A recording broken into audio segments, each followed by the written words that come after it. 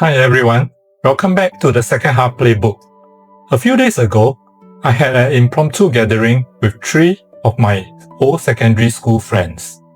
No formal planning, no agenda, just 4 old friends meeting up for food, drinks, catching up and talking about life. And what struck me most about the gathering was this: we have known each other for almost 40 years. 40 years. From teenage boys in secondary school to men now around the age of 55. And as we sat there talking, sharing stories, laughing about the past, discussing work, health, retirement, children, and the future, I realized something very interesting. The second half of life feels very different. The things we value now are very different from what we valued when we were younger. And I thought this would make a meaningful sharing for today's video. One of my friends is still doing very well in the IT industry in a fairly senior role. But what I found out even more interesting was that he is also volunteering as an advisor for WSG, Workforce Singapore. Basically, he helps people who are looking for career advice, industry guidance, networking advice, or direction in their jobs and careers. And what surprised me was this. He told us he actually had to go through about 1 month of training before he could qualify to become a volunteer advisor. I found that very meaningful. Because after working for decades, after already having a successful career, he still took the time and effort to learn how to help other people. And I think this reflects something that happens to many people after 50. When we are younger, a lot of our focus is on building career, building income, building family, building status, building security. But after a certain age, some people slowly shift towards contribution, mentoring, helping, giving back, sharing experiences. And honestly, I think there is something very beautiful about that stage of life. Because experience becomes valuable. Mistakes becomes lessons. And sometimes the knowledge we accumulate over 30 years can genuinely help another person avoid unnecessary suffering or confusion. And another interesting thing he shared was about his spouse.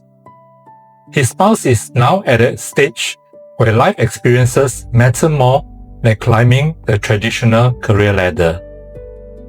Instead of committing to one long-term full-time job, she has been exploring different kinds of work experiences. Things like retail assistant roles, clinic management work, temporary jobs, contract work, and short-term assignments. Not necessarily because she urgently needs the income, but more because she wants to experience different aspects of life. And honestly, I found this very fascinating because our generation grew up in a very different environment. Back then, stability was everything. One stable company, one stable career, long-term employment, predictable progression. But that was considered success. But maybe after 50, some people start asking a different question. Not how high can I climb, but what else can I experience in this lifetime? And I think this is something many people may slowly start realizing in the second half of life. Sometimes, freedom is not only financial freedom. It is also the freedom to choose how you spend your time and the freedom to experience different versions of life. Another topic that came up naturally during our gathering was health. One of my friends is still actively playing basketball, representing our alumni team. At around 55 years old, honestly, I think that's fantastic. And we also talk about resistance training, maintaining muscle mass, staying active, and taking care of our bodies as we age. This is something I mentioned in previous videos as well. Because after 50, health becomes very, very important. When we were younger, many of us sacrificed health for work, late nights, stress, long hours, lack of sleep, poor eating habits. We thought our bodies could handle everything forever. But after a certain age, reality catches up. And I think many people in our generation are now beginning to realize that health is no longer optional. In the second half of life, health is not just about looking good. It is about maintaining independence, mobility, energy, mental clarity, and overall the quality of life. Because once health deteriorates seriously, everything else becomes less meaningful. Money becomes less meaningful. Status becomes less meaningful. And one thing I'm noticing among many friends around my age is that more people are becoming serious about exercise, health screening, resistance training, sleep, recovery, nutrition, and active aging. I think that is a very positive thing. Another friend shared that he is thinking about retiring within the next couple of years. And honestly, it feels strange hearing these conversations now. Because it feels like not too long ago, we were just starting our careers. And suddenly now, we are talking about winding down.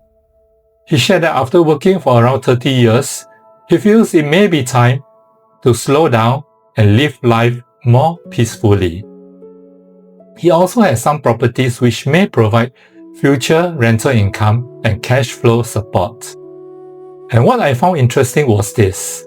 He did not sound lazy. He did not sound like he wanted to escape life. He simply sounded tired of constant pressure. And I think many people in their 50s may understand this feeling. After decades of responsibility, deadlines, stress, business pressure, financial pressure, and family obligations, some people eventually reach a stage where peace becomes more valuable than chasing more. I think in our younger years, many of us ask, how do I become more successful? But later in life, the question slowly changes into, how do I live more peacefully? And maybe true wealth in the second half of life is not just having more money. Maybe it is having enough, having flexibility, having options, and having peace of mind. Another interesting discussion during our gathering was about CPF, our Singapore Central Provident Fund. Two of my friends have already reached the age where they can withdraw their CPF funds. Interestingly, both of them decided to put in additional money into CPF ERS, the Enhanced Retirement Sum. And their perspective was actually very interesting. They said they do not really see it as an investment decision. Instead, they see it more as a form of longevity insurance. In other words, protection against living very long. Because CPF Life provides payouts for as long as you are alive.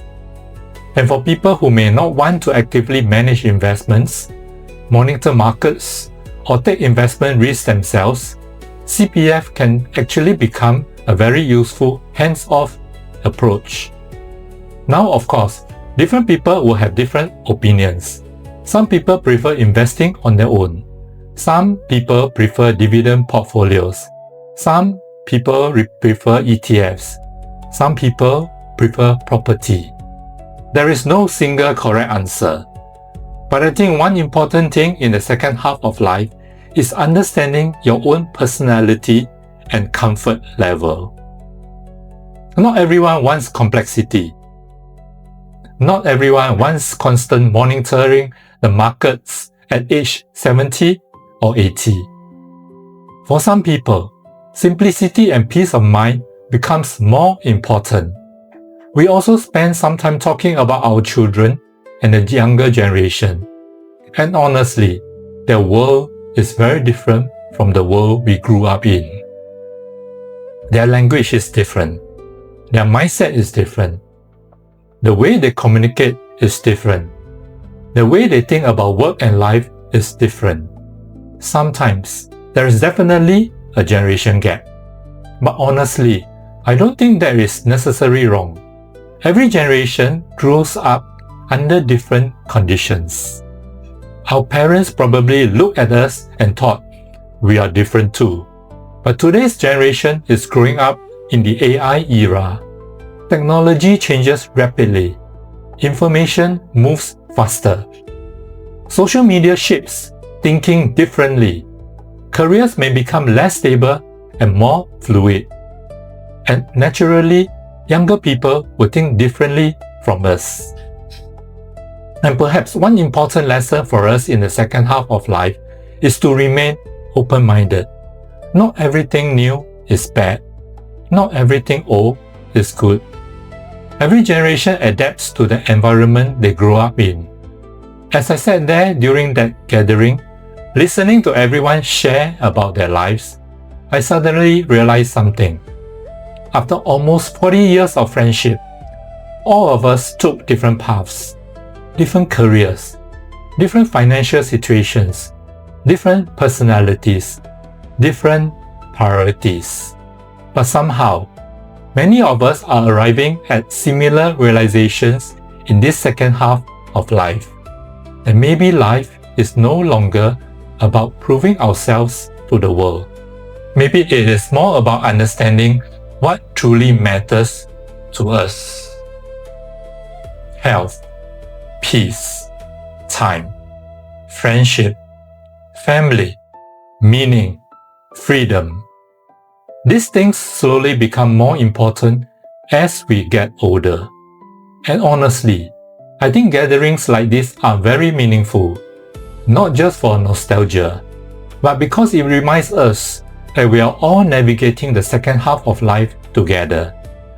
None of us really has everything figured out. We are all learning, adjusting, reflecting, and evolving. And maybe that is what the Second Half Playbook is really about. Let me ask you this. If you are also in your 40s, 50s, or beyond, what matters more to you now compared to 20, 30 years ago? I would genuinely love to hear your thoughts and experiences in the comment section below. If you enjoyed this sharing, do consider subscribing to the channel and sharing this video. Thank you so much for watching, and I'll see you again in the next video.